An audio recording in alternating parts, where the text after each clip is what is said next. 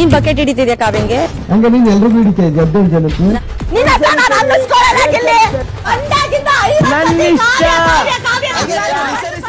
Big boss ಮನೆಯಲ್ಲಿ ರಿಷಾ ಗೌಡ ಮತ್ತೆ ಗಿಲ್ಲಿ ನಡುವೆ ದೊಡ್ಡ ಮಟ್ಟದ ಜಗಳನೇ ಶುರುವಾಗಿದೆ. ನಿಮಗೆ ಗೊತ್ತಿರಬಹುದು ಅಮೃತನು ಅತಿ ಆದ್ರೆ ವಿಷಯ ಆಗತ್ತೆ ಅಂತ ಹೇಳಿ. ಈ ಗಿಲ್ಲಿಗೆ ಅದು ಕೂಡ ವಿಷಯ ಆಗ್ಬಹುದು. ಯಾಕಂದ್ರೆ ಎಲ್ಲಾ ಟೈಮಲ್ಲೂ ಕಾವ್ಯ ಕಾವ್ಯ ಕಾವ್ಯ ಕಾಮಿಡಿ ಕಾಮಿಡಿ ಕಾಮಿಡಿ.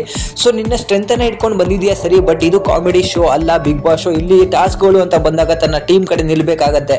ಇಲ್ಲಿ ಏನಾಯ್ತಂದ್ರೆ ನಿನ್ನೆ ಒಂದು ಟಾಸ್ಕ್ ಅನ್ನ ಕೊಟ್ಟಿರ್ತಾರೆ ಮನೆಯಲ್ಲಿ, ರೆಡ್ ಅಂಡ್ ಬ್ಲೂ ಹೌಸ್ ಅಂತ ಹೇಳಿದ್ದಾರೆ. ಬಟ್ ಕಾವ್ಯ ಇರೋದು ಗಿಲ್ಲಿ ಅವರ ಆಪೋಸಿಟ್ ಟೀಮ್ ಅಲ್ಲಿ.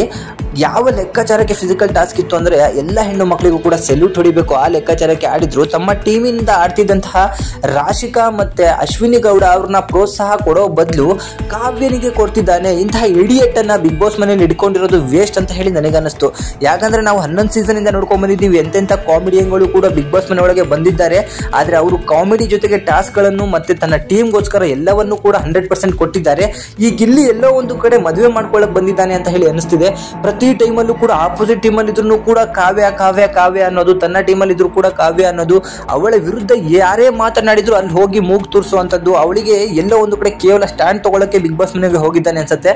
ಬೇರೆ ಕಡೆಯಲ್ಲಿ ಸ್ಟ್ಯಾಂಡ್ ತಗೊಳ್ಳಿ ನಾನು ಬೇಡ ಅನ್ನಲ್ಲ, ಬಟ್ ಆಪೋಸಿಟ್ ಟೀಮಲ್ಲಿ ಇದ್ದಾಗ ತನ್ನ ಟೀಮ್ ಅವರಿಗೆ ಸಪೋರ್ಟ್ ಮಾಡದೆ ತೆಪ್ಪಗೆ ಕೂತಿದ್ದ. ನಿನ್ನೆ ನೀವು ನೋಡ್ಬೋದು ಅಶ್ವಿನಿ ಮತ್ತೆ ರಾಶಿಕಾ ಅವರು ಗೆದ್ದಾಗ ಎಲ್ಲರೂ ಕೂಡ ಸೆಲೆಬ್ರೇಟ್ ಮಾಡ್ತಿದ್ರೆ ಅವನು ಸೈಡಿಗೆ ಹೋಗಿ ಕೂತಿದ್ದ, ಲಾಸ್ಟಿಗೆ ಬಂದು ಮಾತ್ರ ಕೈ ಎತ್ತಿದ್ದು. ಅದನ್ನ ನೀವು ಅಬ್ಸರ್ವ್ ಮಾಡಿದ್ರೆ ನಿಮಗೆ ಗೊತ್ತಾಗುತ್ತೆ. ಬಿಗ್ ಬಾಸ್ ಮನೆಯಲ್ಲಿ ಇವನು ಎಲ್ಲೋ ಒಂದು ಕಡೆ ಫೇವರಿಸಮ್ ಮಾಡ್ತಿದ್ದಾನೆ ಗುರು. ಎಲ್ಲಾ ಕಡೆ ಕೇವಲ ಅವಳದೇ ಹೆಸರನ್ನ ಇಟ್ಕೊಂಡು ಮಾತಾಡುವಂಥದ್ದು, ಬೇರೆಯವರನ್ನ ಕಾಲಿಳಿಯುವಂಥದ್ದು, ಕಾವ್ಯನಿಗೆ ಸಿಕ್ಕಾಪಟ್ಟೆ ರೆಸ್ಪೆಕ್ಟ್ ಕೊಡುವಂಥದ್ದು. ಇವನು ಏನ್ ಅನ್ಕೊಂಡಿದ್ದಾನೋ ಗೊತ್ತಿಲ್ಲ. ನಾನು ಇಷ್ಟು ದಿನಗಳ ಕಾಲ ಅವನಿಗೆ ಫ್ಯಾನ್ ಆಗಿದ್ದೆ, ಬಟ್ ಎಲ್ಲದನ್ನೂ ಕೂಡ ಒಂದು ಲಿಮಿಟ್ ಅಲ್ಲಿ ಇಟ್ಟಿರಬೇಕು. ತನ್ನದು ಅಂತ ಬಂದಾಗ, ತನ್ನ ಟೀಮ್ ಅಂತ ಬಂದಾಗ ಅಲ್ಲಿ ಆಟ ಆಡಿ ತೋರಿಸಬೇಕು. ಆಮೇಲೆ ನಿಮ್ಮ ಫ್ರೆಂಡ್ಶಿಪ್, ನಿಮ್ಮ ಲವ್ ಸ್ಟೋರಿನ ಮುಂದುವರಿಸಿ ಬೇಡ ಅಂತ ಹೇಳೋದಿಲ್ಲ.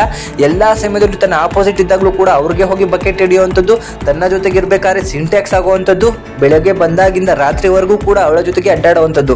ಈ ಹಿಂದೆ ಇವರಿಬ್ರು ಸೇರಿ ಒಂದು ರಿಯಾಲಿಟಿ ಶೋ ಅಲ್ಲೂ ಕೂಡ ಭಾಗವಹಿಸಿರ್ತಾರೆ, ಡ್ಯಾನ್ಸ್ ಅನ್ನೋ ಒಂದು ರಿಯಾಲಿಟಿ ಶೋ ಅಲ್ಲಿ.